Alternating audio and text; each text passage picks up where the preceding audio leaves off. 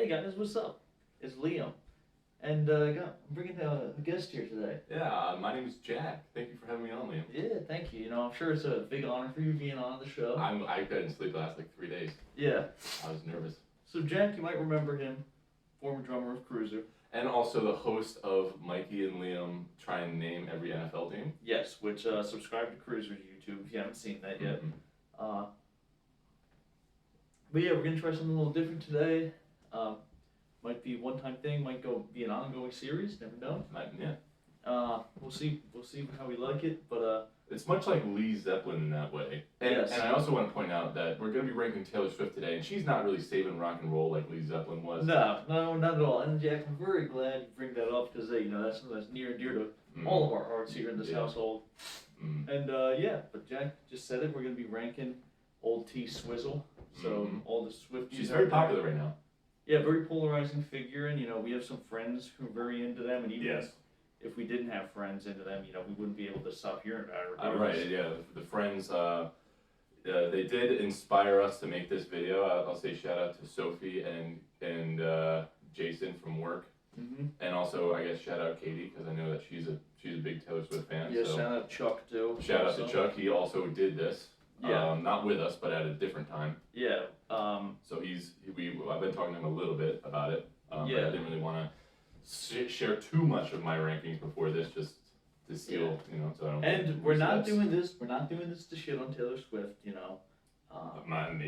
we won't shit on Taylor Swift. Maybe we won't, but we don't know each other's rankings. It's gonna be we're gonna be finding out. We're just shock as you guys. Yeah, and but we didn't do the deluxe version or Taylor's version. We just did the standard version of each album. We kind of wanted to do it how Swifties had to do it. The standard version came out first, then the deluxe version, then Taylor's version. Yeah, so and that would just be too much of listening to the same. Too much, yeah. I looked at the red Taylor's version, and it was 2 hours and 10 minutes. And I did kind of peek through that, and I was kind of like, oh, so there's no difference basically. Yeah. So. Okay. So how do you want to do this? You're the guest, Jack. Why don't you give us the full rankings? No, let's go one at a time. So okay. You do your 10, I'll do my 10. All right. And give it your preface kind of what your ranking system is here, because I went out of 10. So I also went out of 10. The main difference between your ranking and my ranking, I think, is I went 0.5s. So I said, like, if there's a song that's somewhere between 1 and a 2, I gave it a 1.5 or whatever. Yeah, I didn't do that. So like 0 for me would mean that it's like the worst thing I've ever heard. Right. Like maybe the worst. Nothing got a 0. So nothing on me got a 0. Well, you don't know if I did. I'm giving you that right now. Nothing I gave got a 0. 10 would be like, this is one of the best albums I've ever heard. Yeah. What I did for her songs is I gave each individual song a ranking. Okay. And what I did for her best song was a 10 out of 10. Not more so because I was like, that's the bar. So I gave it a 10 out of 10, even though I think it might even be a 10 out of 10, but I gave it a 10 because like, this is the best Taylor Swift song, this is the bar, this is what I'm comparing everything else to. I'm completely album based, but I'll definitely. I'm not going to go over every song. That's I'll definitely go over what my favorites were. Yeah. So Jack, I'm very excited to hear how similar we are. Number 10, with a ranking. And the other thing I was going to say, you said, I'm pretty sure that your rankings were probably more far apart than mine were, like in numbers. Yeah. With a 4 out of 10, was her first album, her debut album, Taylor Swift.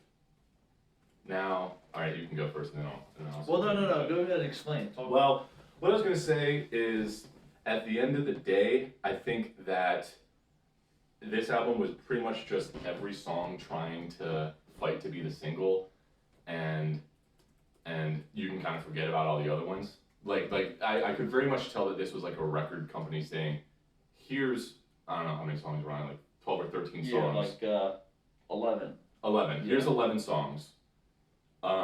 Pick your favorites, and then all the other ones you can just kind of forget about. I think at the end, she was 16 when she wrote it, so that's much better than I could do, even now, as a 23-year-old. I don't know, I was 17 when Take You for a Ride came out, just saying. That's true. But where was I gonna? Yeah, it became very formulaic at parts. It was a country album. She faked some twang, which I was like, okay, come on. Like, you're from West Reading, Pennsylvania. Yeah. You know? Right. Not that there aren't country bumpkins from Pennsylvania. Oh yeah. But you know, it was a country album. She was trying to get famous, and it worked. And good for her. Again, she was 16. Mad respect for that. I think that there's some pretty good songs. She sounded pretty good. I think the production was pretty bad. Like vocally, I think the vocals sounded really kind of weird in the mix. Listening back after some of her later albums, but that was kind of my thinking. It was very nostalgic for me because my sister and her friends would like listen to that, and also, I mean, our song was all over the radio. Teardrops on My Guitar was all over the radio. It was very, very nostalgic. Brought me back to old Harford County country bumpkin days, and but it just wasn't really, you know. Yeah, I'm with and you know what, Jack? I'm gonna have to agree because I got the first one at number 10, which is meaning in last place. I also got that 4 out of 10. Wow. I got that 4 out of 10. You know, wow. I don't think it's not like it's unlistenable. Right. And I wrote down like 4 for me means it's below average. Yeah, and I also want to say, when our song comes on, I'm dancing. It's a great, like, she knows how to write a hit. Sorry, man. So no, you're good, man. And so when it was actually kind of weird because the first time I listened to this, the first song Tim McGraw came on, and I'm like, oh crap, I think I'm like, am I gonna like this? Because I didn't look at any rankings or anything beforehand, but I'm like, I know people, this isn't the like most critically acclaimed, but I'm like, okay, like that's a real nice sound acoustic. I like how that sounds. Like, like I'm a bit of a like production kind of buff myself, so like I'm always listening for stuff like that, and I'm like, all right, Tim McGraw, that's a pretty good song. And then Pictured Burn comes on, I'm like, I don't like this. And then it kind of just keeps going and going, and like you said, it's formulaic. I get why. Teardrops on My Guitar, I do not like that song. I was like, yeah, and who the hell is this guy Drew? Like, screw this guy. Yeah. Like, not because of what he did, but just because of like, dude, you inspired this horrible song. Screw you. And then I'm like, you know, keep listening. Other song I like on it, I think The Outside is a pretty good song. Our Song, I think, is a good hit. I think it's Should've, one of the songs towards the end just has the lamest opening banjo riff. I forget which one that is. I mean, it's just like, it kind of sounds like there's from what I remember, there's a lot. I think it might have been Should've Said No. And I think I remember it's just that. got like, it's like, dude, did you take 3 minutes to come up with this? Okay, what I also want to say real quick, sorry not to interrupt you. I don't know how you listen to these. I know we both listened to each album twice. What I did is I listened to one like the first run through is I sat down, read the lyrics, interpreted it, listened really intently, like how's the production, how's this, how's that, and then I took a little break for like an hour or two for most times, sometimes longer, and then I listened back in the background just to see like how is it if I'm just hearing it like on the radio, not really paying attention.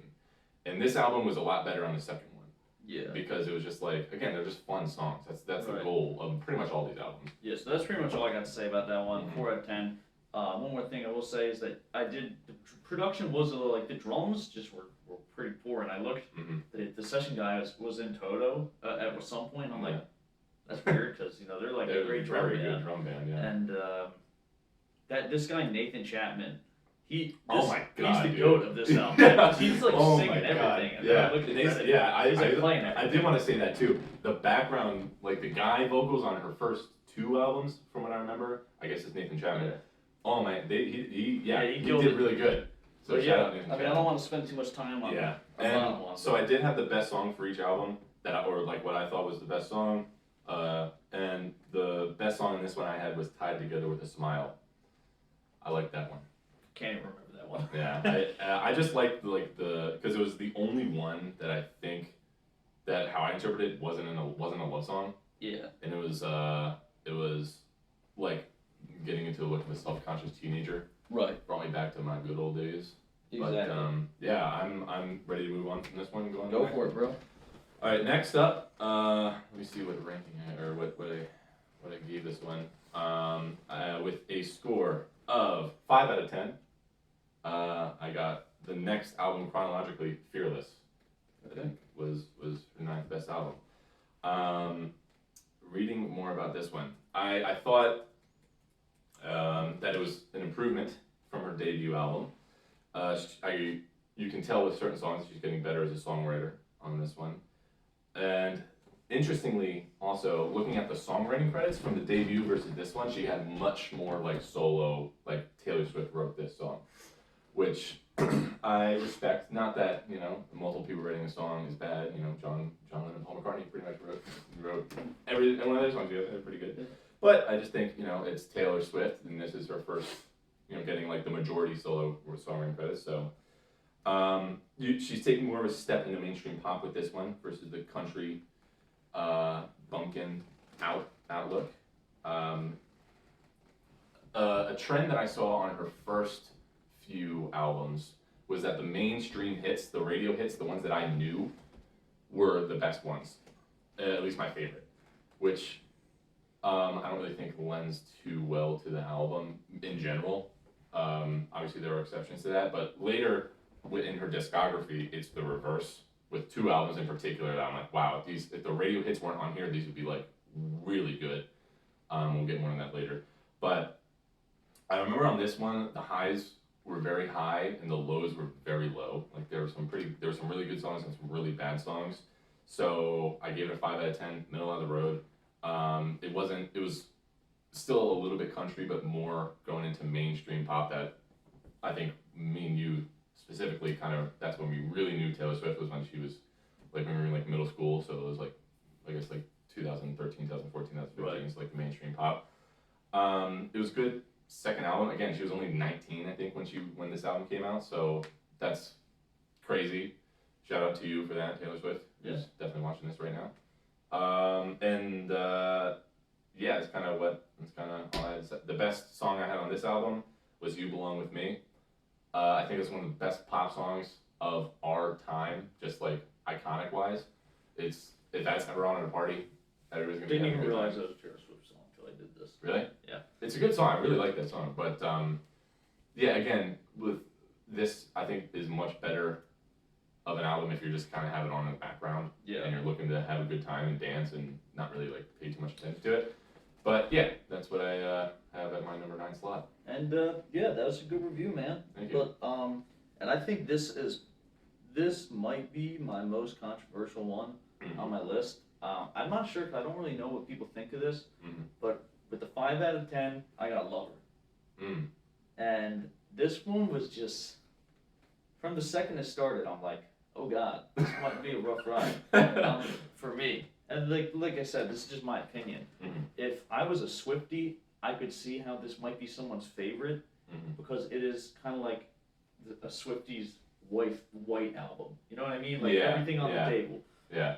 But like some of the modern 2019 style production and whatever, I believe Jack Antonoff was still the producer on this one. He was just some of the stuff was just not to my liking. And like, dude, there's like 3 or 4 songs with the like vocal melody that's like I'd never have liked that, dude. I can't stand that. Yeah. But then at the same time, like there is some good stuff on here, but it's just inconsistent and for me not memorable. You got Me with Brendan Urie, who's very talented, but I can't stand his voice. I never have liked him as a singer. I think he's super talented, but it's just like it's boring. Miss Americana and the Heartbreak Prince, that one was okay. Cruel Summer is a good enough pop song, right? I thought London Boy, I thought that one was pretty good. It's like kind of like more lighthearted, which I kind of liked. Yeah. Paper Rings I thought was good. That was weird. That's kind of like almost like a pop rock song. Yeah, I liked it. I thought it was good, but it was just like so all over the place. I do think if I were to listen to it more, I would probably grow to like it more, but I'm just not going to because I don't like it that much. Right. So, yeah, all right. Go ahead. Share your number 8. Number 8. This is the first half score I got, so 5.5 out of 10. This might ruffle some feathers a little bit. Okay, number 8, I have Reputation. I think in my review of this, I said this has the best lore of any Taylor Swift album because I kind of looked into it, and this was. Do you remember that when she got like, I guess canceled, but not really canceled because the whole Kanye West thing when like they called her and was like, and he was like, this is the line I want to have in my song, like I made that bitch famous. Yeah. I'm pretty sure this album is like her response to that. Mm-hmm. And she was like, basically like, you guys are making me the bad guy, so I'm gonna be the bad guy. And I like that. I think that's cool. Right. But where this album loses a lot of face with me is the production. I think this was the first album Jack Antonoff I think really got his hands on. It wasn't the first album that he worked with Taylor Swift on, but this is the first Taylor Swift album that he got that he really was like taking control, and it sounds pretty bad. I think the beats are like way too much at points. I think it's just all over the place. I did say that this was the first album where the majority of the problems were not Taylor's fault. Just because, I mean, she has the most to do, so, you know, if there's going to be a problem, it's just odds are, you know, it's going to be her fault. But yeah, let me see if I have anything else I want to say. Yeah, so like basically all I was saying is just the production was pretty bad. I think that it was just kind of going too much of like there was like some like trap in this that I remember, like some like trap songs and stuff. For sure. The radio hits on this one. The only song that I knew going into was "Look What You Made Me Do," which is not. I didn't like that song when I first heard it, and I didn't like it now. My mom likes that song though. We found that out the other day. It's on a workout playlist. Yeah. Great workout. Yeah, but there are some good songs on here. I think "Call It What You Want" was alright. So what was this out of 10 for you? 5.5. 5.5. Which is not bad. I mean, 5.5 is like, it's not 5 a bad for thing. me is average. Yeah, exactly. Which isn't a good thing. Yeah, but I mean, it's not like bad. Right. So the best song on this one, I thought was "New Year's Day." Again, if you're just not really like listening, like half listening, it's on in the background, this is going to be a better, I think a better experience for you. I think pretty much all of our albums, with the exception of one, or that I had said that was that way. But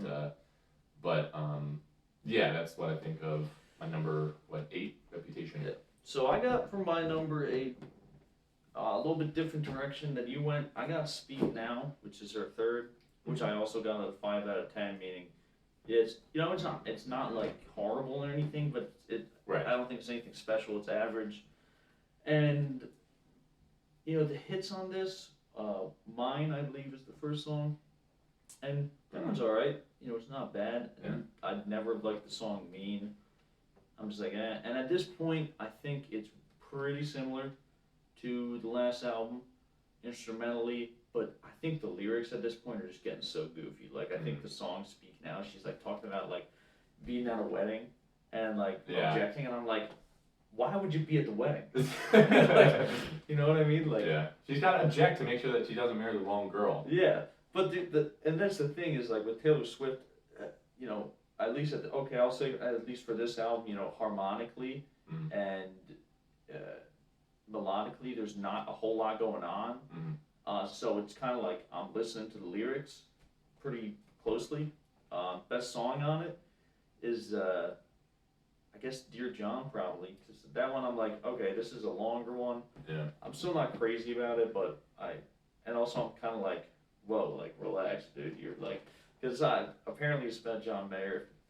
Oh yeah, I read some. Yeah, she went crazy. Like, and even like the lead guitar, I'm like, oh, they're trying to sound like John Mayer. Oh yeah, I know that too. That's weird, and I think that's Tom Bukovac on guitar, who's got a YouTube channel. Because I looked at the credits, and I would imagine that's him playing that.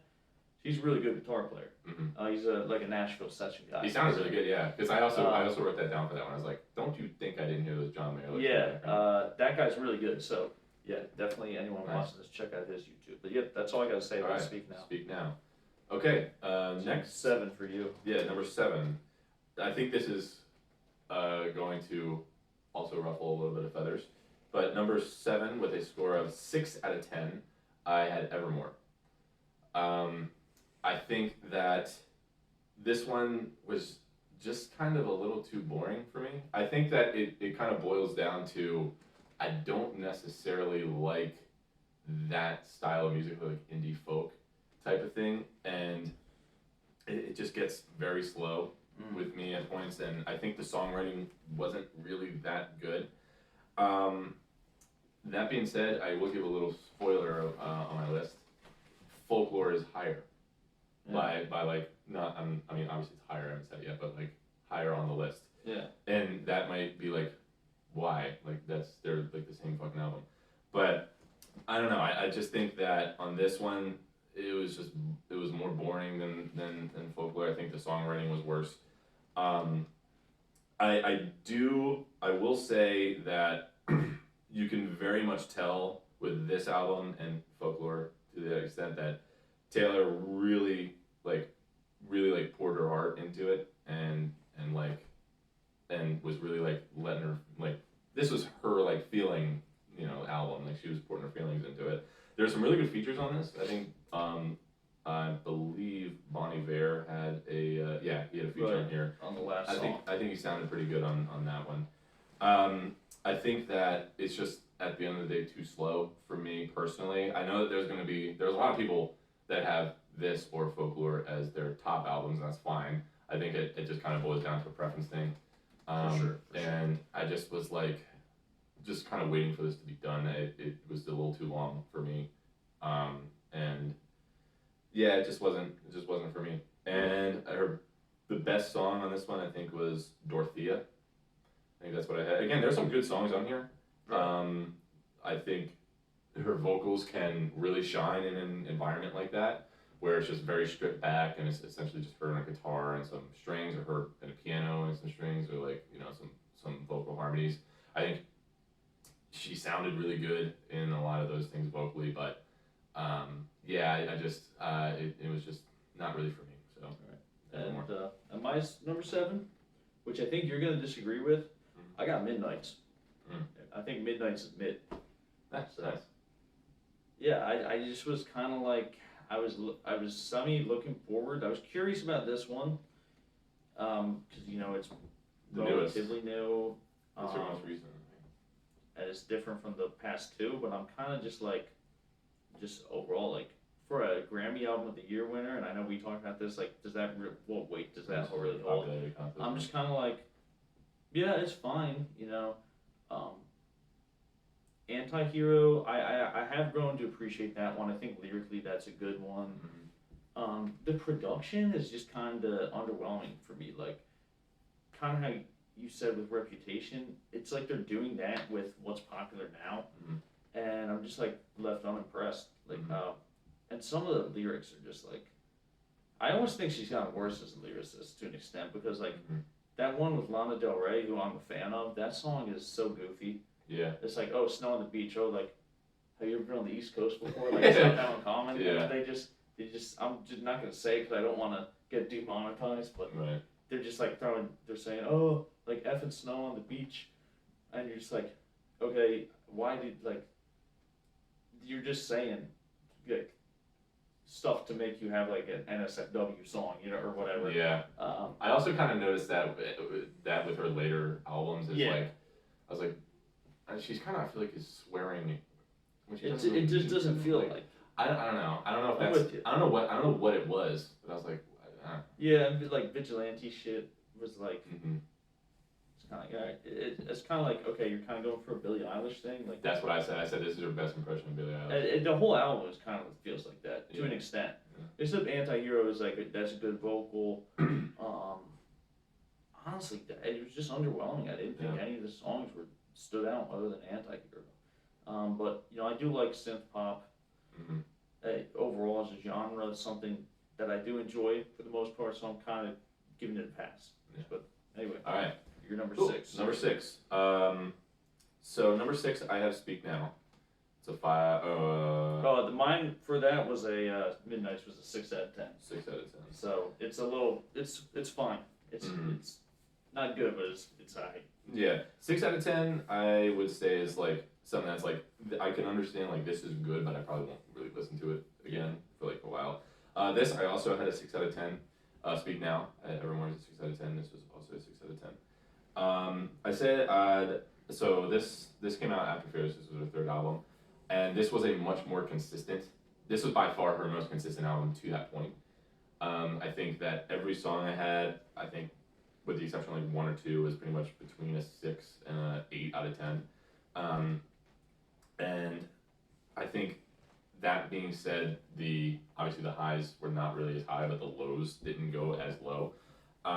This was her first and one of her only fully solo written albums, from what I saw on Wikipedia. So, and I think that that's obviously really cool. It's again, she was I think our age when this came out, if not maybe like a year or two younger.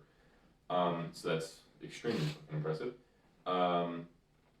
I do remember that she took some chances, explored different themes other than just either being in love or being heartbroken, which was pretty much everything up to that point that she had sung about.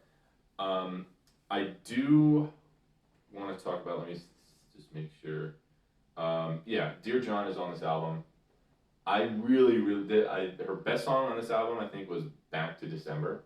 That's what I said was her best song. But I do want to say Dear John was obviously huge, like hugely popular, at least later, once people like found out what was going on. And I think that that was a really good song. I really appreciate that. Was one I thought about probably the most after. Because I was like, that's crazy. And it's also like this is one of her first albums, I think, maybe with Fearless to an extent, but when this album came out, she was like worldwide huge. Yeah. And I think that she was like, I kind of try to put myself in not her shoes, but like the shoes of like a fan back then. Right. Because like, all right, Taylor's huge now, so let's see, what's gonna happen. I think she also had a song to Kanye about the VMA thing where when he kicked her off the stage. Like Beyonce, one of the best videos of all time. Which is a great. That's crazy. That's a crazy thing. Yeah, that's insane. She had a song about that, which I thought was really cool, and something that I guess I'll get into now that I do like that Taylor Swift does is she does write songs about being the most popular famous person in the world, which when she does that, good point. When she does that, I think that I tend to like those songs a lot better. Okay. Than like love songs, or right. even if it's a love song, there was a few songs that I deduced to be about trying to date and be in a relationship as the most famous person in the world, and even those songs I think I tend to like more than just like your dirty old pickup truck. And so yeah. Overall, I think that some later albums just got better songwriting and better like beats and production and stuff, but this is not a bad album by any means. I just think that it's a pop album. It's got all these like radio hits on it that wasn't really, it didn't really like stick with me too much, but I felt the same way about Speak Now. I was like, and I feel like people like that one a lot. Yeah, see the thing that I wonder about that is when people have like Speak Now or Fearless at the top of like their rankings, how much of that is nostalgia? Which is fine. It's boring. I mean, yeah. Again, if it's at the top of your personal list, it's fine for whatever reason. If you like it, you like it. Yeah. But I do wonder how much of that is nostalgia. Because like I do listen to some of these albums later, and well, that's the other thing about Taylor Swift is she's got a lot of different sounds. She's got a lot of different eras, which I guess makes sense. She's on the Eras tour right now, but. Yeah. She like if you're like country, you're gonna like her first albums. If you like synth pop, you're gonna like 1999, Midnight, stuff like that. But that's all right. That's my number 7. Yeah. Speak Now. I think that was your 6, but my number 6, which is another 6 out of 10, is actually Reputation, which I was kind of like when I didn't know about this one really. I didn't, and I put it on like, oh boy, like what is and I feel like I really shouldn't have liked it as much as I did, because like, I'm like not huge on trap production, but I actually disagree. Like I think this production job was really well done, like just from a sonic perspective. Mm. And it loses points because, yeah, I do think that it's cheesy as hell, this album. Yeah, it is. And like Future on the Taylor Swift album. It's like, that's crazy. This is weird, but yeah. And then you got Ed Sheeran rapping. Yeah. And I don't like Ed Sheeran. Yeah. I'll be honest with you. And I'm kind of like, yeah. But I mean, the first song is like, yeah, it's kind of cool. Look What You Made Me Do is goofy, but honestly, when the trap beat comes in the chorus with like the hi hat, like it kind of works for me. I don't know why.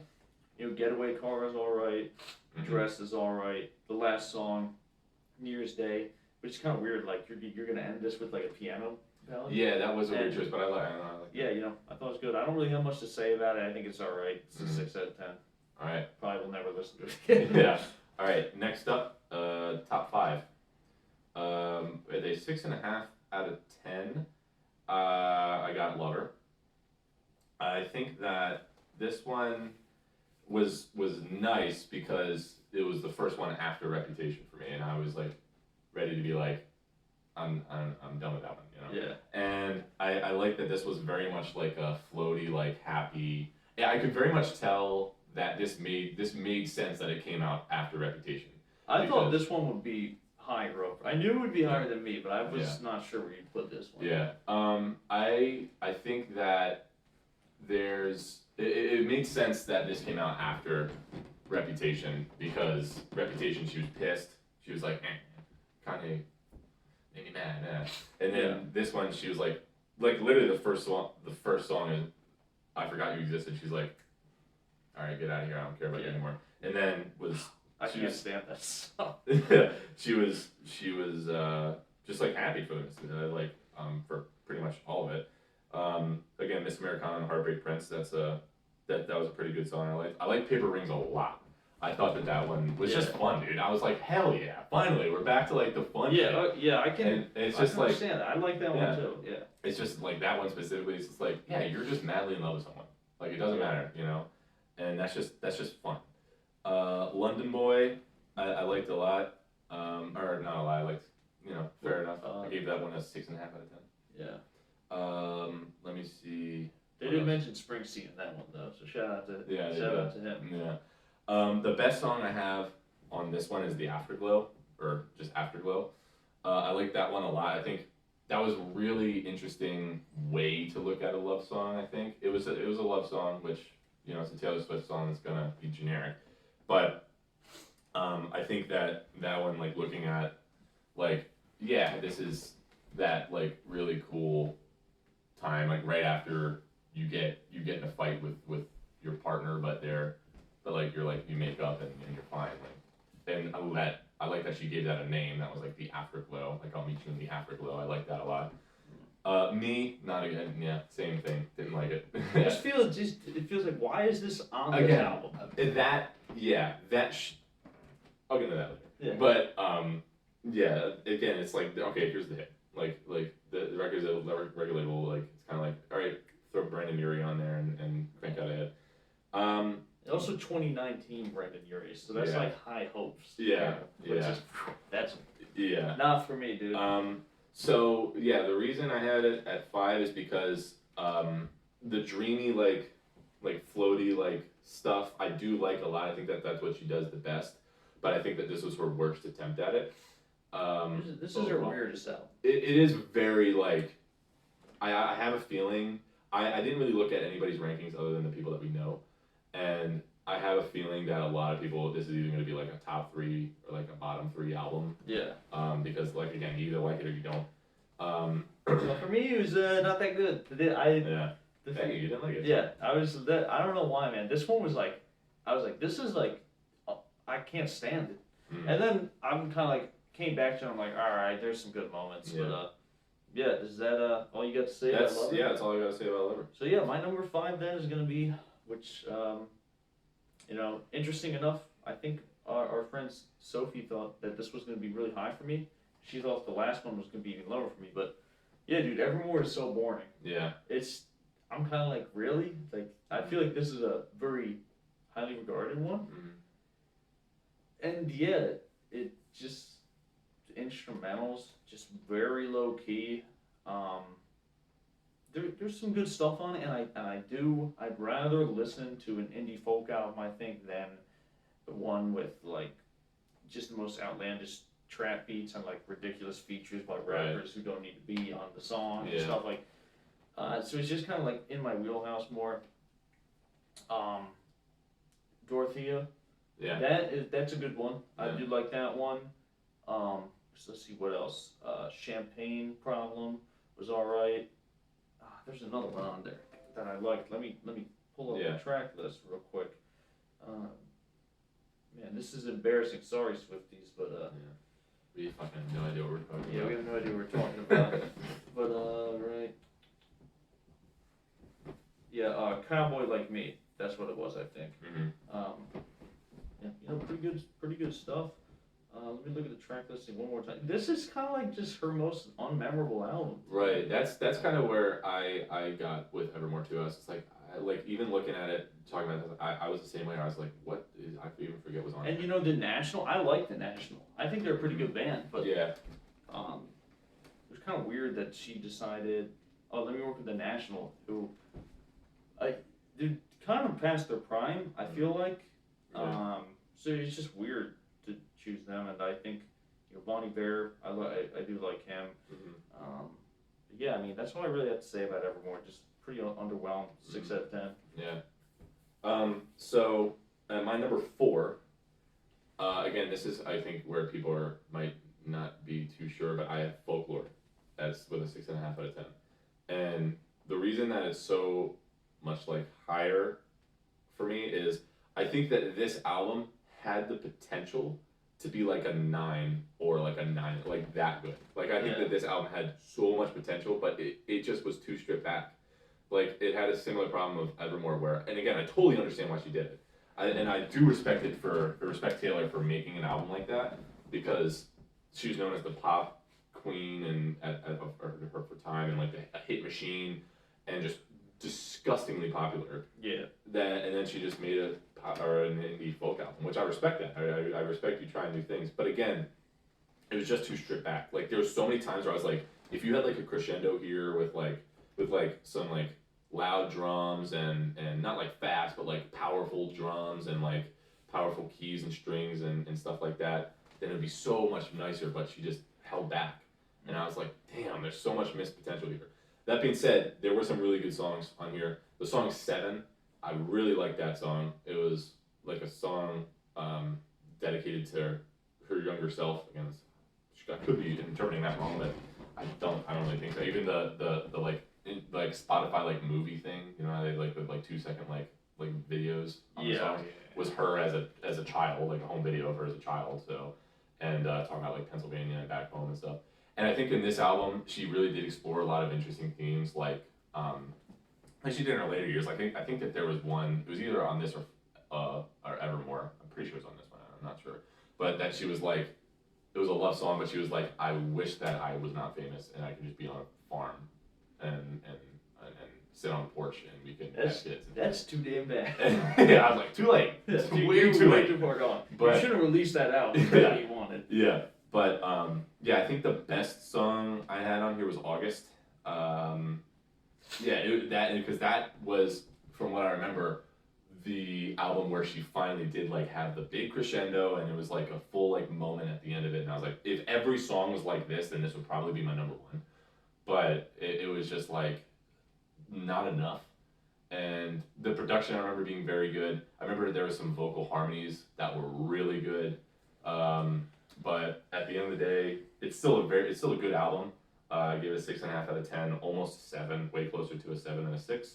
But it was just there was a little too many missed opportunities for me. So hey, I definitely respect your opinion here, Jack. And my number 4 is gonna probably get some people wild up. This is the only Taylor Swift album I heard before doing this, and I got with a 6 out of 10. You recognize the theme here. Yeah. Red. And this was a hard one for me because I had heard it. I heard it a few times before this, and I listened to it multiple times.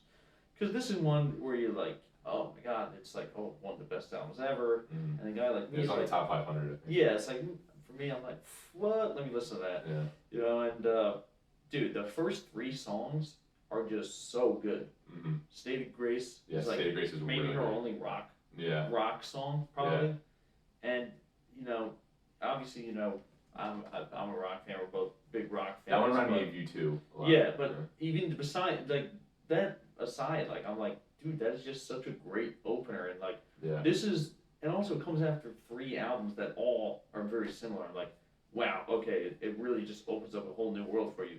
Red, dude, that song, I don't know why. That is just, I just like that song a lot. Like the production, like the affected banjo at the beginning is like cool because she's still into the country, but it's leaning more towards modern stuff. Treacherous is just got a great melody. And then you get the first hit. And every hit on this album I don't like. I Knew You Were Trouble. The production I can't stand on that stuff. I think that's the first one that's a hit on there. And it's just like, all right, the momentum is destroyed now for me. Yeah. And then you get All Too Well, which at one time was my favorite song of hers. I don't know that it is anymore. But yeah, I mean, that's lyrically, people won't shut up about that song. I mean, it is great. It is her best vocal performance by far, in my opinion, where it's like, oh, okay, she's kind of like, she's not just like sticking with this melody she has, she's putting a little more, you know, soul behind it, you know, going a little more, I don't know if unconventional, but a little, almost like R&B influence on there. And then you get more hits. I Can't Stand 22. I can understand why one would like that, but it's just not for me. Stay, Stay, Stay. I hate that ukulele crap. Sounds like a YouTube ad. Well, I'll get to that. We're Never Getting Back Together. And at this point, you're just kind of like, you're tired of hearing about. I don't know about you, man, but like for me, she never really got there lyrically for me. Yeah, and, she did. She got there a little bit, but not as often. Just kind of like, you know, she never grew up. And even like on Midnights, I'm like, it's like, it sounds like they're going back to what she was doing on Reputation. It's like, oh, she's upset again. Right, yeah. About something. And, but yeah, Red, but all the, you know, the deep cuts, honestly, are pretty good. Like, the one she does with the random guy who I've never heard of in my life. Yeah. The last one, Last Time or something like that. Let me see. I think like Grady something. Or something like that. I don't know. Oh, Gary Lightbody. Yeah. He was in Snow Patrol. Okay, that's a great duet. The one with Ed Sheeran, I actually like that one. Everything's changed. Like towards the end, you get just like really good emotional songs, like Sad, Beautiful, Tragic. That's a good one. But dude, those hits, this could be my favorite if it weren't for those 4 songs that I dislike enough to like just completely dismiss it. Yeah. So it's a 6 out of 10 because I just cannot listen to those songs. I just do not like them. Well, that's interesting because at my number 3 with a 7 out of 10, I have Red. I think that if anybody were to say that this is her best album, I would not argue with them. I do think this is some of her best writing. Right. I would agree. I can understand why someone would think that. I don't personally think that. Yeah. I think that I might even say I don't think I actually would say this is her best album. This is where I said I ranked all these based off my favorite, not based off of what I think is the best. However, they're basically the same, with the exception of this and my number 2. If I rank this as my best versus my favorite, this would be number 2, and my number 2 would be number 3. Everything else would be the same though. I think that this has her best song and her worst song. I think that All Too Well is her best song that she's ever written. And I think that Stay, Stay, Stay is her worst song that she's ever written. That's a great point. Yeah. And it's not the same, it's a confusing album. Yeah, and to your point, if the radio hits 22, was Stay, Stay, Stay a hit? No. That's so bad that wasn't even a hit. No. Dude, I literally was like, why do I have an ad? I have Spotify Premium. Like, I literally thought it was, and then I was like, I kind of felt that way about Lover too. I was like, some of this is YouTube. Yeah. It's like YouTube music. But yeah, I agree. The first 3 songs are really good, with the exception of Red. I didn't really like Red that much. I can understand that, but that one, I don't know why. That just strikes a chord. But yeah, the hits, I Knew You Were Trouble, 22, We Were Never Getting Back Together, and Stay, Stay, Stay, which is not a hit. But if those 4 songs were not on the album, this would not even be close to my number one. It wouldn't really be close. I think that, well, like you said, All Too Well is her best vocal performance. I agree with that. That was the only song where I was like, oh my god, dude, this is like, I know that you said like she never really got, she got there. Okay, yeah, fair enough. I mean, that I would agree. That one is probably her best. Yeah. Lyrically.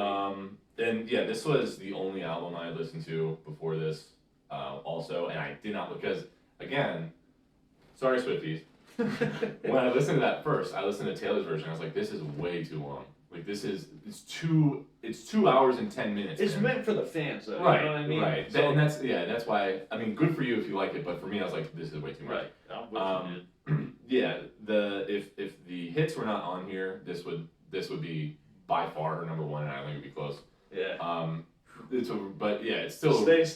Yeah, stay is like, okay, this is not good. Like again, that song basically by itself. And maybe one thing, and I don't mind staying on Red for a little, because this is probably her like most iconic album. Probably. And but yeah, that's like, okay, if that was on her first album, but this Yeah. one you like, this is Taylor Swift Red. It's country, it's pop. Yeah. And it's like, yo, I can't believe she put that on there. Yeah. It is just, I get why if I was a fucking moron, why I would like this. Yeah, if I was like 5. Yeah, if I was 5, I'm like, oh, this is nice. My mom sings this before I go to bed. And it's like, it's not clever. And she had the audacity at the end of that song. She had the audacity to go like, so much fun. Oh, that's another thing I want to say about this album. The ad-libs, Yeah. and it's only on the hits. Yeah. The ad-libs are brutal. Yeah. Like, he calls me up and it's like, oh my god, I miss you. I was like, it's getting exhausting. Dude, Killer. Yeah, I just can't get into it. Yeah. But yeah, if someone were to come up to me on the street and I don't know them, and I'd be like, and they were like, I want to listen to a Taylor Swift album. I've never heard any Taylor Swift music. Tell me how to listen to it. I would say Start with Red. Start with Red. I think that this is her best album. Well, no, I don't think it's her best album. I think it's one of her best albums. I think if those hits weren't on there, then they'd be off. But my top 4 are, even though Red for me is still a 6 out of 10, mm-hmm. I'm still like, okay, these top 4 they're getting good. Would be like her essential listening. Yeah. I wouldn't necessarily recommend them to someone, but like I said, those hits. Yeah. So yeah. Number 3. And I also will say real quick, for me, my number 3, my number 2 could easily switch, but I'm pretty solid with them right now. But they're number 3, number 2 are close. Good. My number 3, and I'm beginning to realize, and I think I kind of knew this, that this was weird. My number 3 is Fearless. I think it's better than Red. I think, and here's why. Because I'll get into why actually. First of all, the song Fearless comes out of the gate, and you're like, okay, the band is actually adding to the songs. Yeah. The band on the first album, where they were just kind of, they're like any guys show up in a bar and learn a cover set. Right. I mean, you've done that before, and that's how it is in like bands. You're like, oh, I have to learn Picture to Burn for a show in like a month. There you go. Yeah. So they just are adding more to the songs, and it's youthful. 15 is pretty good, I think. I didn't like that one. What's the third song on there called? Yeah, let me pull the track listing. Okay. So I don't think Love Story. Oh, that's a great one. Love Story is I'm gonna get to that. These hits, the hits on Fearless are really good. I'll give you that. Yeah. You talked about You Belong to Me. Mm-hmm. Dude, also, iconic music video, by the way. Yeah, that's a great song. That's a great country pop crossover. Yeah. So catchy. Yeah. Like I said, there's some moments on this album where, the band is really adding. I will agree with you. It's front loaded. Mm-hmm. White Horse is a good ballad. I like Hey Stephen. Like, it's got a killer organ on there. Yeah, that was a good one. I'm a sucker for some good organ, dude. I really am, and I'm just like, that's great. The song Breed is good. The Best Day, it's a little cheesy. It's like sentimental. I thought it was about sweet. her dad. Yeah, I thought it was sweet. I can't really hate on it. Yeah, right. I think Change. It's like, it's kind of long. It's like almost an hour long, but it doesn't overstay its welcome. This album, I think, the songs, the biggest crime this album has is being unmemorable. Now, Love Story is easily my favorite Taylor Swift song. Really? Actually, there's one that comes close, but dude, that song is It's one a of the banger, best dude. written pop songs ever. Mm-hmm. Like first of all, lyrically, that is a great one. I agree. And after that bridge, dude, that key change is genius. Yeah. Like, I usually don't like modulations. Like a good example is like "Living on a Prayer." Mm-hmm. You know, as great and as iconic as that song is, like it's like, okay, well, what do we do now? Oh, let's add more energy. Let's bring the song up a step. Right. She does it at the perfect time, and I don't know whether it was her decision or producer, but that is crazy. That is like that. I would even argue that's one of the best like country pop songs ever, if not the best, like in the pop country genre. Like that album has my favorite hits. I genuinely, Love Story is a amazing song, and I feel like I do have nostalgia with that one because there was moments where I heard that on, I heard that song, and I've always kind of appreciated that one, but yeah, I just for being, it's still like it's all right, it's a little above average, but she's young. I think she's just kind of like this is like her most genuine album too. For me, where I'm like, this is just who she is, it's simple. I like that about it. So it's my number 3. Yeah. 6 out of 10. It's Yeah. average. Not great. It's not great, but Yeah. it's alright. It's good for what it is. I can respect what it is. I do think that of all of her hits, like album wise, that those have the best. Yeah. Okay, number 2. Shout out to the organ player on Hey Steven. Yeah. Great guy. Yeah. Number 2, 7.5 out of 10. 1989. I think that this does like the dreamy synth pop thing, second best out of any of her albums. I think again, this and Red did flip flop a lot for me, but I think that I enjoyed this one a lot more. It was just a consistently good album. The worst songs I think on it again are the hits, and the hits are the only ones that stray away from the formula of synth pop, dreamy, like floaty music with really good harmonies, really good vocals. What were the hits on here? Let me see. Wildest Dreams. I wouldn't count Wildest Dreams because I like Wildest Dreams, but I knew that one going in. Bad Blood. Did not like Bad Blood. Gave it a 3 out of 10. Did not like that song at all. Shake It Off. Shake It Off was alright. I did say that this one I was like, I don't know if I've ever heard a song that sounds like less like the rest of the album. Shake It Off. Yeah, but again, that doesn't mean it's bad. I didn't mind it as it was like a fun like alright, a fun song, dance around to a little bit. Out of the Woods, I think is the top 5 Taylor Swift song. I think that is a really really good song. I think it's very well written, very again just dreamy and floaty and just makes me feel good when I'm hearing it. Style was good. That was one of the songs I knew going into. That's my favorite one of the songs that I knew going into it. I thought that it was pretty good. It was a really good hit that fit the album. And the other one was Blank Space. Again, it was a radio hit that I was like, I'm not really too crazy about it. I thought it was kind of mid. I thought it was kind of forgettable. I'm surprised that it was as big as it was. To be honest, when there's so many other good songs on this album, I think that, again, this is the sound that I like the best. Like it's almost like bedroom pop to an extent. And I think that it just knocked it out of the park with all of her songs other than the hits. I will say, it's going to the bedroom pop thing, and I was a little surprised when I heard Midnight, so I was like, this is not what I think of as bedroom pop. Yeah. I was a little surprised by that, but yeah. I mean, and real quick, the best song on this album, not by far, because Style was a close second, was Out of the Woods. I think Out of the Woods was really, really good. And the production on this album throughout was really good. I think pretty much the production from my album 4 to 1 were very good. Yeah. I think that again, it was pleasing to listen to, and it just kind of, it was just fun. I just enjoyed listening to that one. Yeah. That's all I gotta say about that. And I'm gonna pull up the track listing for my number 2, Mm-hmm. and I think Taylor Swift has 2 good albums. Okay. And my number 2. I think she has 3, but go ahead. My number 2 is going to be Folklore. Okay. And first and foremost, if you were gonna guess if there was a Taylor Swift album that I would like, you'd probably think it's this one. If you'd like know me. Yeah. And it comes on with the first song, The One, and and she starts with the first line, which is like, I'm on some new shit, and I'm like, this is gonna be a long ride because it's a long album.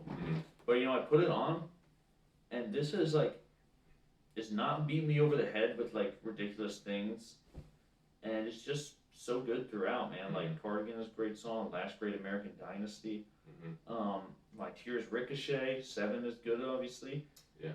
I'm just like, dude, where was this? Like these past, I guess, 8 or 7 albums. Yes. She's actually singing about things, I feel like now. I did appreciate that a lot on that album too. And like, her vocals are subdued and laid back. She's not over singing at all. And the arrangements, unlike on Evermore, I'm like, okay, I'm the opposite of you. I don't need that on this album. I'm totally cool with it being laid back. The arrangements are just, it's not just like piano, a little piano like on Evermore. It's like cleverly arranged, some of this stuff. And I will say this about Jack Antonoff. I'm surprised how many albums he's produced, because a lot of it does not sound similar. I know this one is, probably less so Jack Antonoff, more so Aaron from The National, and you can definitely hear that. And then unlike all her other albums, the end is the best part of the album. Like that song Betty, I hear that harmonica, and I'm like, I'm a sucker for that. And I'm like, yeah, this is more up my alley, obviously. But I think that's a really good song. And then Peace, that song, I'm like, this is an awesome. Like, there's like the main part of it is like a bass. That's a harmonized bass, and that's the thing is, this is an indie folk album, but some of the instrumentation is just like interesting. It's not really of that genre. I think it's a cool album, man, and I'm giving it a 7 out of 10. I think it's a good album. Nice. That's pretty much all I got to say about it, really. All right. So your number one, Jack. My number one album, the best. Well, I think it's my favorite. I also do think it's the best album. Is Midnight's. I think that I love this album, dude. I loved it. I think that I gave it an 8 out of 10. So I at the end of the day, I think that this is what 1989, like this was 1989 to the best I think it could be. I think that the hits on this album were they fit in the album. Like Anti-Hero, I think, is a great song, and I would say that that's probably the hit off this album. That was the only one. That was the only one I knew coming in was Anti-Hero, and I was like, God, what a good song, man. Because she's finally like I feel like for a long time there was a bunch of memes about like, maybe Taylor Swift is the problem in these relationships. Ever think about that? Yeah. Okay. Yeah, she did. That's what that was. Literally the chorus I think was, "It must get tiring rooting for the anti-hero." I'm like, damn, Taylor, that's good. I like that. And I think the overall sound of this album was just great to me. I really liked it. I think the opener, Lavender Haze, was really cool. Maroon was really vibey as well. I imagine like a bunch of 16-year-olds smoking weed around the lake when that song. Pretty much that entire album, honestly. I do get where like I do kind of get what you were saying to an extent. Like Snow on the Beach, I was like, this is kind of boring. I don't really. Yeah, I don't know, dude. Midnight's just did not click with me at all. Yeah, I think that's cool. It's your number one, but I think I said in like my review, I was like, I think when people think of the sound of the 20s, they're gonna think album like this. Like I think that it's like just vibey stuff that took like the synth move and synth pop of the 80s, modernized it, and made it just people just want to vibe and smoke weed now. That's what they want to do. Yeah, that's nothing wrong with that. Nothing wrong with that, dude. Nothing wrong. And that's what this album is. I think that lyrically she does get into some interesting areas again, where she's like, I'm gonna write a love song, I'm gonna do the Taylor Swift thing, but I'm gonna flip it and be like, okay, maybe I am the problem, maybe they're right, maybe I'm the anti-hero, and everything like that. I think that it clicked. This album just clicked for me. It's our most recent, obviously. I remember when this came out, I was like, oh my god, everybody shut up. Me too. But and now I'm warranted for saying that because I listened to it and I did. yeah. This is bottom 4 for me, dude. I've heard a reputation about that. Think about it. I know. Yeah. So this one really did not click. Our lists were pretty similar, I think, other than this apparently. But it just clicked, man. I again, the listening to it, like sitting down and listening to it, versus like having it on the background. I think I had a great time doing both. I would say that having this on in the background and by the way, the only album where listening to it is better than having it on the background for me was Folklore. I forgot to say that during my Folklore I could review. see that. But sure. But yeah, I just had a great time like dissecting it and being like, all right, what is she meaning here? And then I had a better time just listening, like driving around my car and just being like, man, this is I get it, man. I do get it. So Midnight's is my number 1. Well, actually, I don't get it because I gave it a 6 out of 10. But yeah, dude, I was just so wonderful. I was probably like the most like bruh about that. I'm like, I don't know, dude. Those things get me sometimes. Yeah. Those things that like other people are like, oh, this is whatever. They get me, dude. I like that, man. I like having different. I like contrarian opinion. I like hearing people out on stuff. Yeah. Because now my number 1, and it's not even close, and it's an 8 out of 10, just like you, is 1989. I think that album is pretty damn good, man. Yeah. Like, it kind of reminds me of like some of the really good 80s albums. Like, kind of gives me a Born in the USA vibe a little bit. Like, that album, like, I don't know, just the way it's sequenced and stuff. And the first song comes on, and I'm like, okay, that's a nice synth part. It's simple. Yeah. And it's just a simple song, and that's the thing. This album doesn't take itself that seriously. It's fun as hell. It gets serious when it needs to be. It's not too long. And the production, like you said, dude, that production just kills. Everything is perfect. And then I listened to it, and style, it starts with that funky guitar, which is great, by the way. Yeah. That is just such a great part. Yeah. And then I didn't know that. I didn't know I knew that song. Then I heard it, I'm like, oh. Yeah. But then, like that, like the synth bass, I'm like, dude, this is all. It kind of sounds like, almost like M83 a little bit. Okay, yeah, I can see that. And, dude, that song is the one that's close for love story for me. Like, I really like style. That's my number 2. Yeah. And then I keep listening to the album Blank Space, which obviously I know that song, but I'm listening to it and I'm like, you know what, I actually like this song. This is a good song. Like, lyrically, I think it's good. Melodically, it's not obnoxious like the songs on Red. Like, we're never getting back together. I don't give a fuck. She's like a little more clever here. Yeah. Out in the Woods, that's a good one. And then probably the most surprising thing for me is like Shake It Off, which obviously I know. And then I'm like, you know what? I don't think this song is bad. Like, no, is it my favorite song ever? Yeah, I don't think and so. it's kind of the first time she's acknowledging, like, oh, the hater's gonna hate. Like, oh, that became like a mantra for her later on in her career, like for like pretty much every other album. Which I do respect. I mean, when you're at that level of fame, you have, again, it's like exploring. She's like, I can't do anything. But it's like I stopped believing her because I'm like, okay, the rest of your career, if it's not a love song, it's about, these people hate me. I don't care. It's like, okay, I don't believe you now. But that song is just like, hey, shake it off. And I kind of like that message. It's a good message. And, I Wish You Would is good. And then Bad Blood, I hear that one, I'm like, you know what, I don't dislike this song ever. It's simple, it's just like the stomp clap stuff, which I usually don't like at all. I don't mind it. That's and when I say that, I don't mean it's like I'm not trying to say I love this. It's like Wildest Dreams, that's a good song too. This Love is good. Was good, yeah. I Know Places, that had a killer vocal performance on here. And Clean was a cool song to close because it's kind of more upbeat closer. So, dude, I just thought it was a good album, and I think, like this album, I think this and Red, I think it kind of seems like our consensus is, if you were to average our scores for everything, and that those are the 2 best. And then you have like guys like Ryan Adams, who's like an alt country guy. He covered this whole album, like in his own style. And it's like people. I get it. Yeah. And people I know who opinions I respect that who aren't necessarily people you would think would get into us have always liked this one. I totally get it. It's just so. It's like the least pretentious Taylor Swift album. I can see that. Yeah, I can agree with that. And I just like it. It's fun. It's emotional in the right spots. It's not obnoxious lyrically. It's her first like real pop album, and it's like she just knocked it right out of the park. Right, I agree. I agree. This album, that 1989 was really yeah, good. and I give it an 8 out of 10, which It's a good ranking.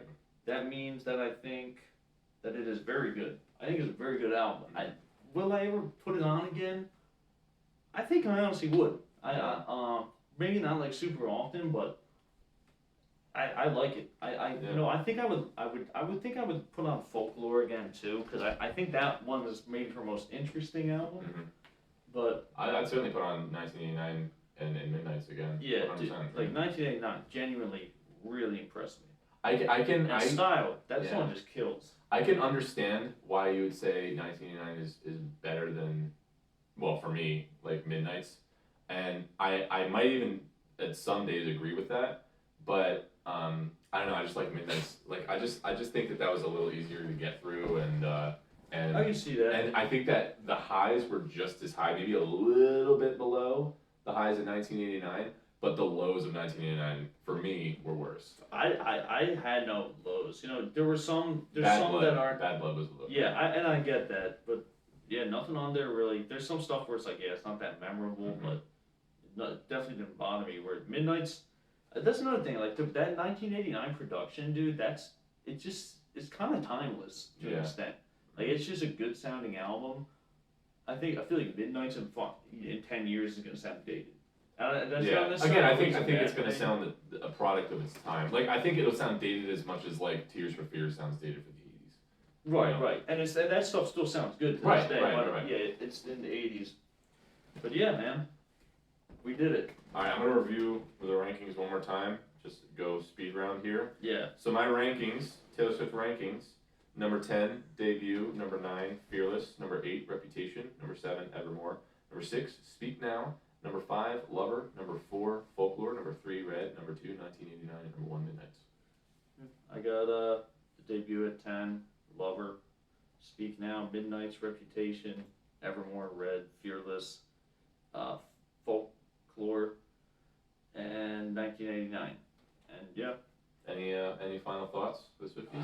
Well, number one, she does have a new album coming out. Yeah, and, like next month. Yeah, I'll probably listen to it when it comes out. I mean, might as at well. This point, Right? I did this. I just. Yeah. I don't know what to expect, man. Yeah. The track listing is a little good. I think that might be the worst. So we should predict. Oh really? Oh. I mean, based off the track. Well, listing, it's very whenever things are that feature heavy, there are a lot of I'm features. skeptical. Yeah. Well, let me ask you this to close it out. Would you say that you're a Taylor Swift fan? No, not even close. I'm a 1989 fan though. Okay. Fan might be a stretch. Cause like I said, I don't know how much I'd put it on. Mm-hmm. I like Folklore a lot too. Mm-hmm. But no, I'm not a fan. I still think she's overrated. Yeah, I think she's overrated. I also think she's overhated though. Yeah, I do think she's overhated. Yeah. I don't think really anybody deserves hate That much. especially in the music industry. Yeah. But yeah, man, like lyrically, I think she's a talented chick, but lyrically, she just really left me underwhelmed. Mm-hmm.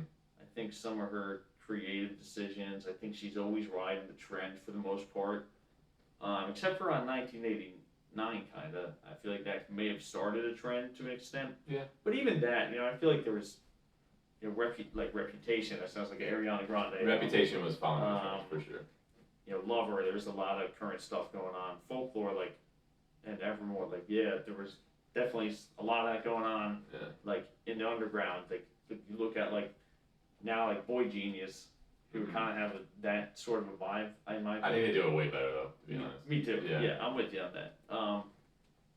And Midnight's is kind of just she went back to doing what she did before, which is another. And I'm just I think she's good. I get why people like her. Mm-hmm. She has the staying power. She does have a handful of songs where I'm just All Too Well, Mm-hmm. Style, Love Story, You Belong to Me. piece. I thought a lot of the folklore stuff was great. I think again it just boils down to what you like. Like I like again for me, my favorite of the three like main, or I guess four like main genres she covered, which is like mainstream pop, country, indie folk, and like bedroom synth pop. I like bedroom synth pop the most. That's why I like 1989 Midnights. Yeah.